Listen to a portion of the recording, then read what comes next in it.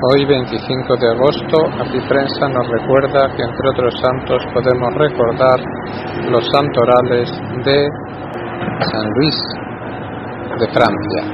San Luis de Francia es ante todo un santo cuya figura angélica impresionaba a todos con solo su presencia.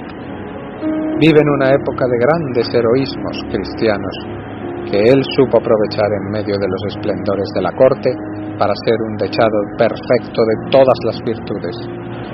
Nace en Poissy el 25 de abril de 1214 y a los 12 años, a la muerte de su padre Luis VIII, es coronado rey de los franceses bajo la regencia de su madre, la española Doña Blanca de Castilla. Ejemplo raro de dos hermanas, Doña Blanca y Doña Berenguela, que supieron dar a sus hijos más que para reyes de la tierra, para santos y fieles discípulos del Señor. Las madres de las dos princesas, hijas del rey Alfonso VIII de Castilla, y los hijos, los santos reyes San Luis y San Fernando.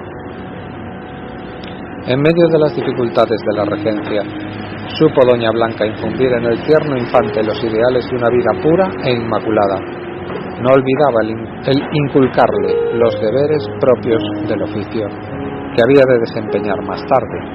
Pero ante todo, lo que va haciendo crecer en su alma es un anhelo constante de servicio divino, de una sensible piedad cristiana y de un profundo desprecio a todo aquello que pudiera suponer en él el menor atisbo de pecado. Hijo, le venía diciendo constantemente, prefiero verte muerto que en desgracia de Dios por el pecado mortal. Es fácil entender la vida que llevaría aquel santo joven ante los ejércitos y ante los ejemplos de una gente tan buena y tan delicada como su madre. Tanto más si consideramos la época difícil en que ambos les tocaba vivir, en medio de una nobleza y de unas cortes que venían a convertirse no pocas veces en hervideros de los más desenfrenados, rebosantes de turbulencias y de tropelías. Contra estas tuvo que luchar denodadamente Doña Blanca, y cuando el reino había alcanzado ya un poco de tranquilidad, hace que declaren mayor de edad a su hijo, el futuro Luis IX, el 5 de abril de 1234. Ya rey, no se separa San Luis de la sabia mirada de su madre, a la que tiene siempre a su lado para tomar las decisiones más importantes. En este mismo año, y por su consejo, se une en matrimonio con la virtuosa Margarita, hija de Ramón Berenguer Bon, conde de Provenza. Ella sería la compañera de su reinado y le ayudaría también a ir subiendo poco a poco los peldaños de la santidad. En lo humano, el reinado de San Luis se tiene como uno de los más ejemplares y completos de la historia. Su obra favorita, Las Cruzadas, son una muestra de su ideal de caballero cristiano, llevado hasta las últimas consecuencias del sacrificio y la abnegación. Por otra parte, tanto en la política interior como en la exterior, San Luis ajustó su conducta a las normas más estrictas de la moral cristiana. Tenía la noción de que el gobierno es más un deber que un derecho, que todas sus actividades obedecieran solamente a esta idea, el hacer el bien buscando en todo la felicidad de sus súbditos. Desde el principio de su reinado, San Luis lucha para que haya paz entre todos los pueblos y las noblezas. Todos los días administra justicia personalmente, atendiendo las quejas de los oprimidos y desamparados. Desde 1247, comisiones especiales fueron encargadas de recorrer el país con objeto de enterarse de las más pequeñas diferencias. Como resultado de tales informaciones fueron las grandes ordenanzas de 1254, que establecieron un compendio de obligaciones para todos los súbditos del reino. En medio de las dificultades de la regencia, supo Doña Blanca infundir en el tierno infante aquellos ideales de una vida pura e inmaculada.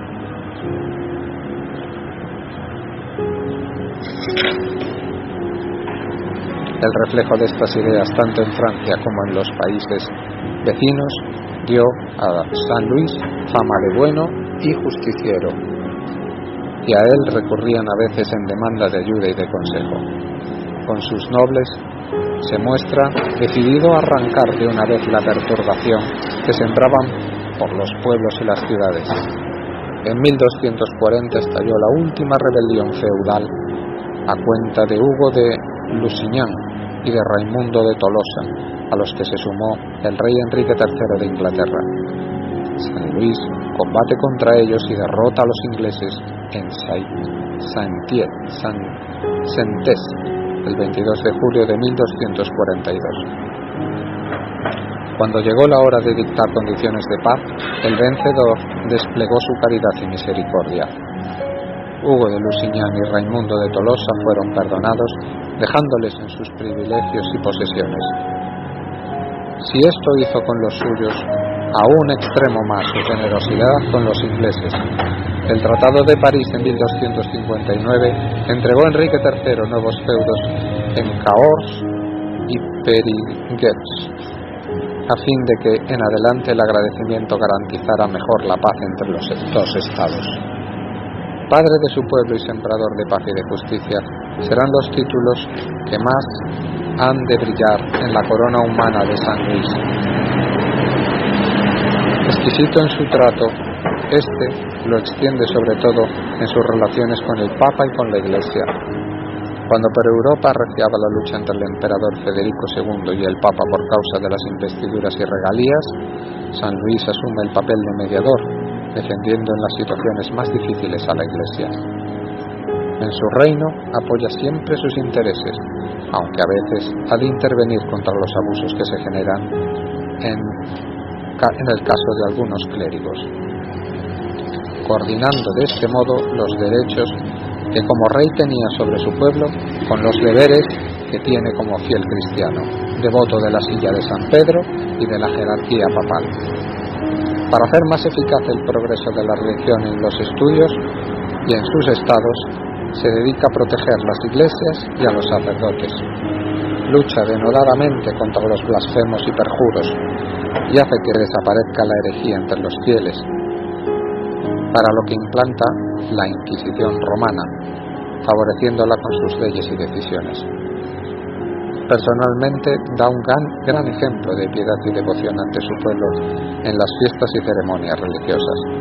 En este sentido fueron muy celebradas las grandes solemnidades que llevó a cabo en ocasión de recibir en su palacio la corona de espinas que, con su propio dinero, había desempeñado del poder de los venecianos, que de este modo la habían conseguido del empobrecido emperador del Imperio griego, Balduino II. En 1238 la hace llevar con toda pompa a París y construye para ella en su propio palacio una esplendorosa capilla que desde entonces tomó el nombre de Capilla Santa, a la que fue adornando después con una serie de valiosas reliquias, entre las que sobresalen una buena porción del santo madero de la cruz y del hierro de la lanza con que fue atravesado el costado del Señor.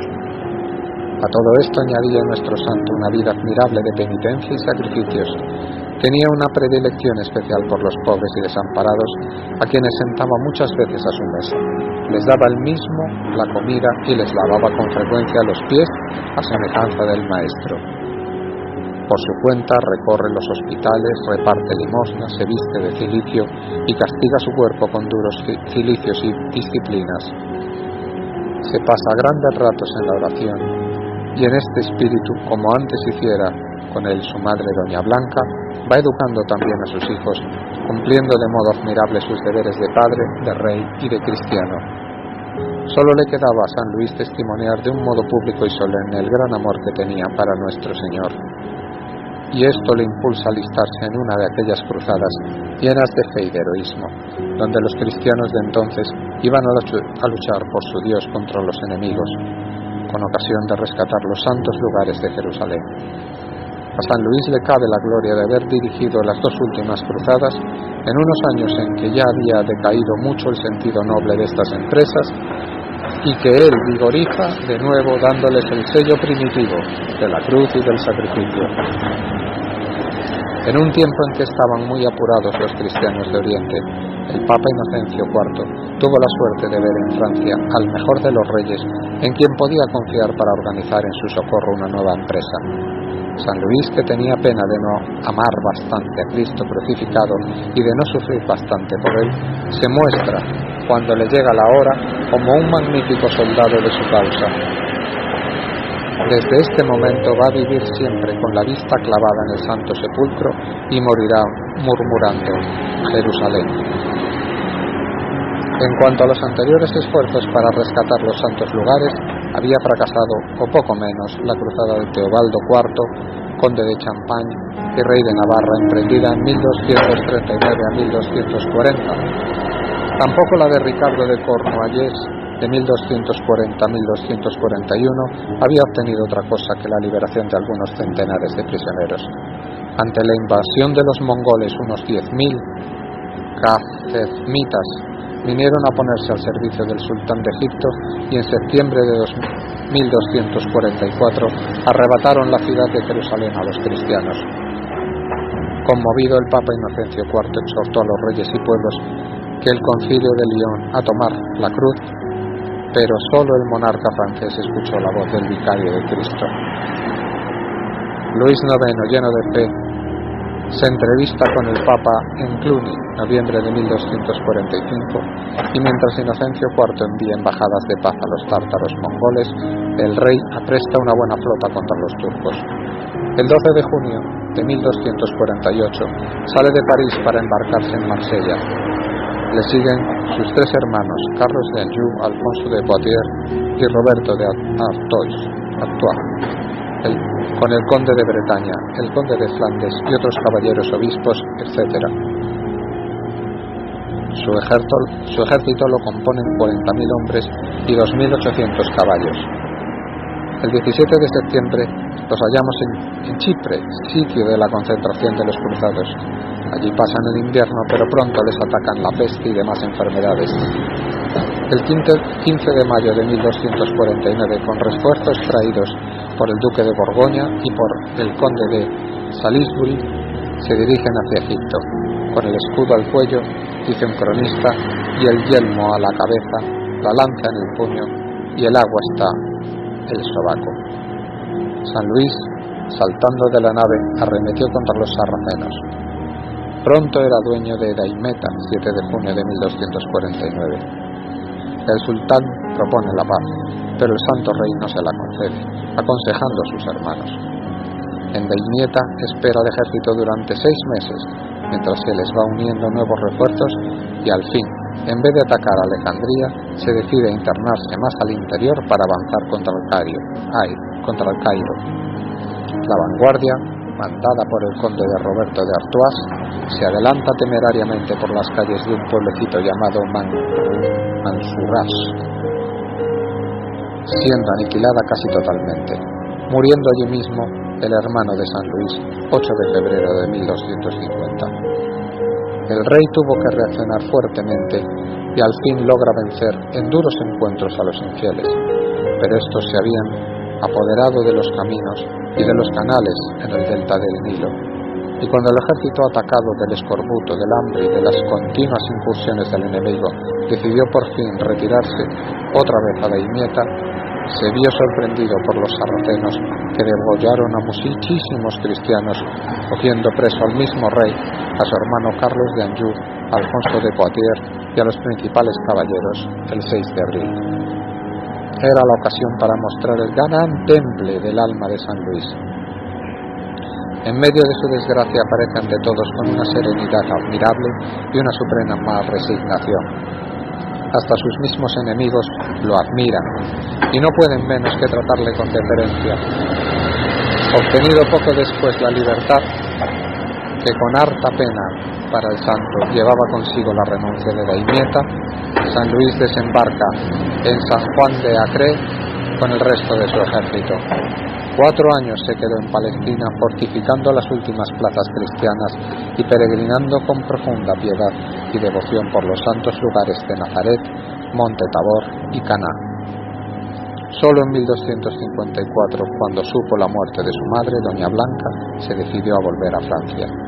A su vuelta es recibido con amor y devoción por su pueblo. Sigue administrando justicia por sí mismo, hace desaparecer los combates judiciarios, persigue el duelo y favorece cada vez más a la Iglesia. Sigue teniendo un interés especial por los religiosos, especialmente por los franciscanos y dominicos. Conversa con San Buenaventura y Santo Tomás de Aquino, visita los monasterios y no pocas veces hace en ellos oración, como un monje más de la casa. Sin embargo, la idea de Jerusalén seguía permaneciendo viva en el corazón y en el ideal del santo. Si no llegaba un nuevo refuerzo de Europa, pocas esperanzas le iban quedando ya a los cristianos de Oriente. Los mamelucos les molestaban amenazando con arrojarles de sus últimos reductos. Por si fuera poco, en 1261 había caído a su vez el Imperio Latino, que años antes fundaran los occidentales en Constantinopla. En Palestina dominaba entonces el feroz Bibars, la pantera, maometano fanático, que se propuso acabar del todo con los cristianos. El Papa Clemente IV instaba por una nueva cruzada, y de nuevo San Luis, ayudado esta vez por su hermano, el rey de Sicilia, Carlos de Anjou, el rey Teobaldo II de Navarra, por su otro hermano Roberto de Artois, y sus 3 hijos y la compañía de nobles y prelados, se decide a luchar contra los infieles. En esta ocasión, en vez de dirigirse directamente a Oriente, las naves hacen proa hacia Túnez, enfrente de las costas francesas. Tal vez obedeciera esto a ciertas noticias que habían llegado a los oídos del santo de parte de algunos misioneros de aquellas tierras. En un convento de dominicos de Túnez, parece que estos mantenían buenas relaciones con el sultán, el cual hizo saber a San Luis que estaba dispuesto a recibir la fe cristiana. El santo llegó a confiarse de estas promesas, esperando encontrar con ello la ayuda valiosa para el avance que proyectaba hacer hacia Egipto y Palestina. Pero todo iba a quedar en un lamentable engaño que iba a ser fatal para el ejército del rey. El 4 de julio de 1270 zarpó la flota de Aguas Muertas y el 17 se apoderaba San Luis de la antigua Cartago y de su castillo. Solo entonces empezaron los ataques violentos de los sarracenos. El mayor enemigo fue la peste, ocasionada por el calor, la putrefacción del agua y de los alimentos. Pronto empezaron a sucumbir los soldados y los nobles. El 3 de agosto muere el segundo hijo del rey, Juan Tristán. 4 días más tarde el legado pontificio y el 25 del mismo mes la muerte arrebatada del mismo San Luis, que como siempre se había empeñado en cuidar por sí mismo de los apestados y moribundos. Tenía entonces 56 años de edad y 40 de reinado. Pocas horas más tarde arribaban las naves de Carlos de Anjou, que asumió la dirección de la empresa.